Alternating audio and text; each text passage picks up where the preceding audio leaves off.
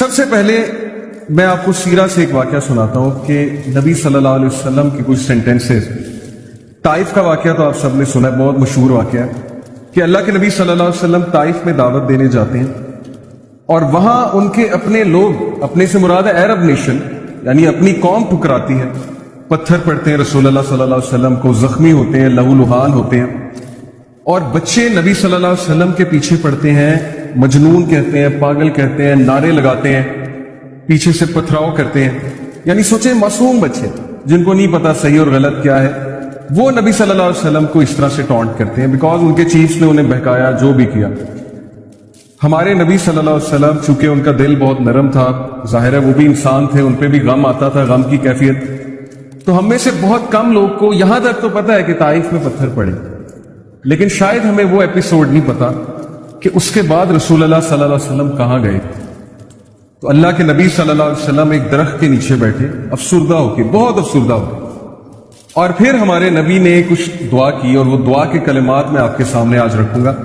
اور اس دعا میں ایک سینٹنس ہے جو دل ہلا دینے والا سینٹنس ہے.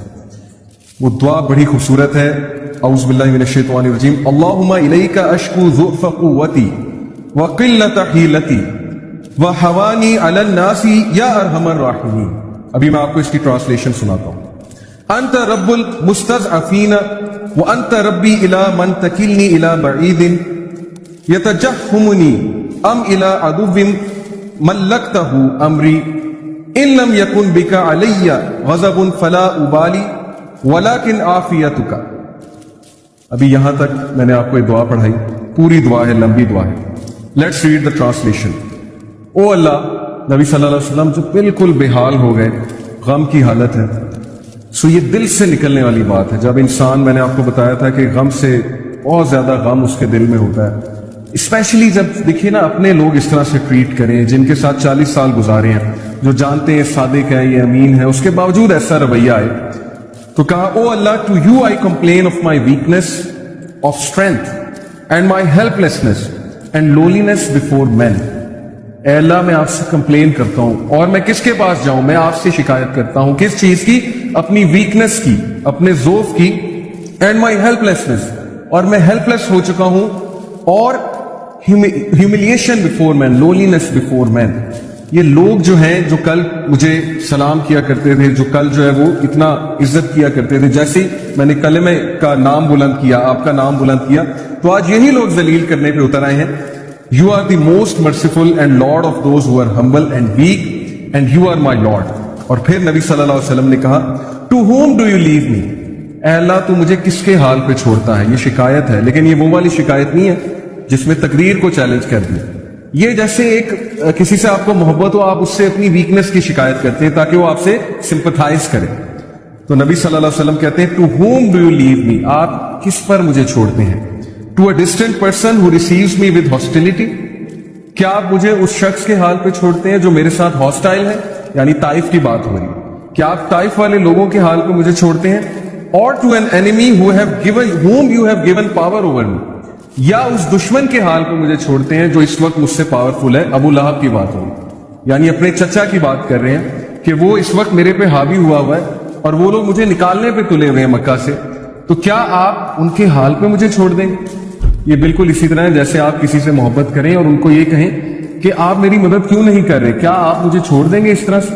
تو یہ ایک بہت ہی محبت بھری کمپلینٹ ہے رسول اللہ صلی اللہ علیہ وسلم.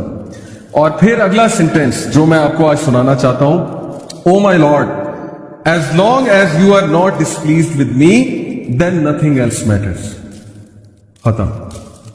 کہ اے اللہ، جب تک تو مجھ سے راضی ہے تو پھر کچھ اور میٹر نہیں کرتا. پھر یہ سب کچھ قبول ہے.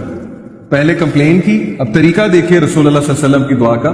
پہلے اپنی ویکنس ظاہر کر دی، پہلے جو ہے وہ اللہ تعالیٰ کو سب کچھ بتا دیا، اور اس کے بعد کہا کہ نہیں اللہ، جب تک آپ مجھ سے ڈسپلیز نہیں ہیں تو پھر کچھ اور میٹر نہیں کرتا.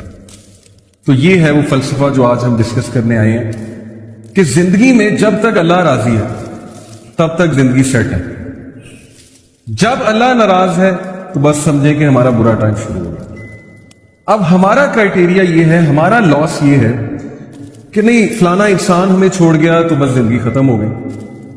تو میں مانتا ہوں نیچرل ہے ظاہر ہے انسانوں سے ہمیں ایکسپیکٹیشنز لگ جاتی ہیں، انسانوں سے دل لگ جاتا ہے، جب کہیں ظاہر بات نہیں بنتی، کوئی دوست چھوڑ جاتا ہے، کوئی رشتہ دار چھوڑ جاتا ہے، کوئی رشتہ ٹوٹ جاتا ہے وغیرہ وغیرہ، دکھ تو ہوتا ہے۔ لیکن کرائٹیریا صحابہ کا تھا پلیجر آف اللہ، کہ جب تک اللہ ہے چاہے میں سڑک پہ بھی آ جاؤں، چاہے میں جیل میں بھی چلا جاؤں، چاہے میں نہتا ہو جاؤں، چاہے میری دولت چلی جائے، چاہے میں بالکل فٹ پاتھ پہ آ جاؤں، جب تک میرے پاس اللہ ہے تو میں سب سے امیر آدمی ہوں۔ جیسے ابن تیمیہ رحمہ اللہ نے ایک سینٹینس کہا تھا، مجھے بہت اسٹرینتھ ملتی ہے ابن تیمیہ کے اس کوٹ سے۔ He said کہ what can my enemies do to me؟ میرے دشمن میرا کیا کر سکتے ہیں؟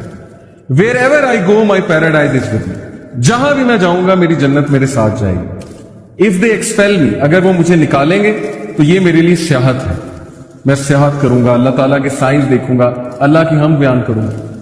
If they confine me، اگر وہ مجھے جیل میں بند کرتے ہیں، that is solitude to me، تو پھر مجھے موقع مل جائے گا اللہ کی عبادت کرنے کا، میں سولیٹیوڈ میں آ گیا۔ And if they kill me then inshallah I will go to paradise, so what can my enemies do to me؟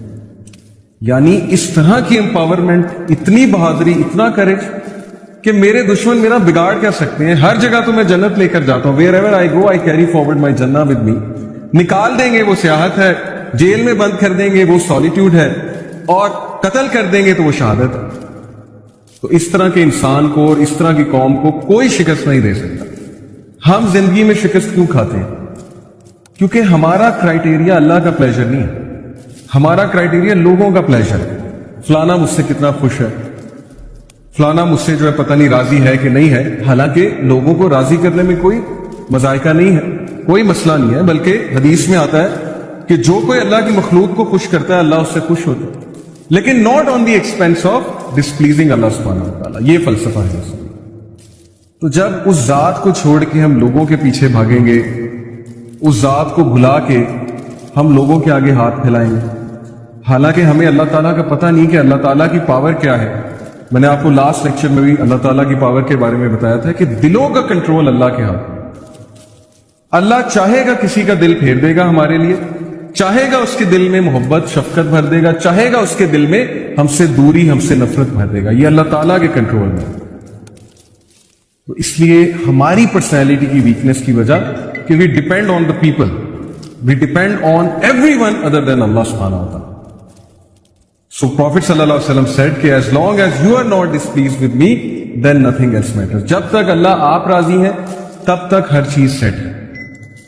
اس لیے دیکھیے ابھی سے یہ مائنڈ سیٹ بنا لیجیے، جاب نہیں ہے، زندگی میں کوئی مشکل چل رہی ہے، زندگی میں کوئی ڈیفیکلٹی آ گئی ہے، جب تک ایکویشن میں اللہ ہے، جب تک آپ کا تعلق اللہ کے ساتھ ہے، کچھ نہیں گیا، نتھنگ از اے لاس، کوئی لاس نہیں ہے، یہ دنیا کے لاس آر نتھنگ۔